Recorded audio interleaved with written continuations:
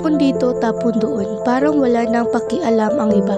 Kahit ang kalsadang dinadaanan ay ginawang basurahan. Kulang tayo sa disiplina at pagmamahal sa kalikasan. Hindi natin naiisip na ang basurang ating tinatapon ay unti-unting sumisira sa ating kapaligiran. Kung patuloy natin itong hayaan mangyari, tayo rin ang mahirapan sa huli.